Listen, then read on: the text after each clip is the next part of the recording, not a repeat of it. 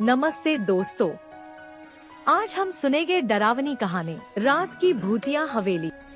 एक अंधेरी रात, एक सावन की रात, एक हवेली के पास एक रास्ता था।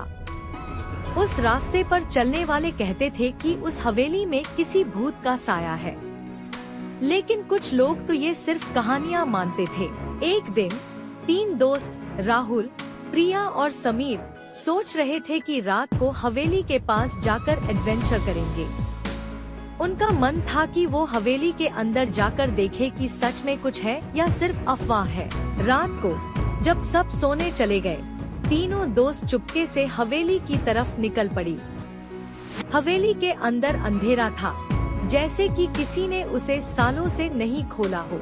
जैसे ही वे हवेली के अंदर घुस गए, उन्हें एक अजीब सी आवाज सुनाई दी।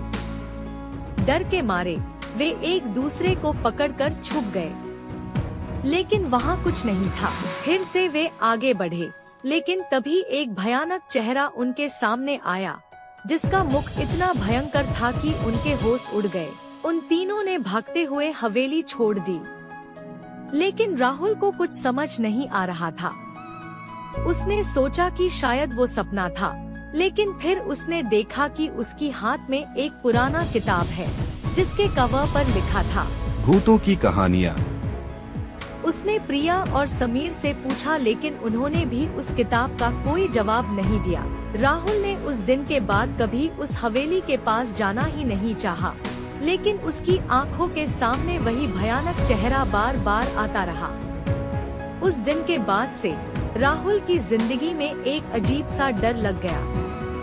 उसने तब से कभी भी रात अकेले नहीं गुजारी और हर शोर से उसे डर लगने लगा। कहानी ये है कि क्या सच में उस हवेली में कोई भूत का साया था या बस राहुल का मन उससे डरा रहा था। मगर कुछ चेहरे ऐसे होते हैं जो हमेशा याद आते हैं, चाहे रात हो या दिन। दोस्तों, इसके आगे की कहानी जानने के लिए जुड़े रहिए।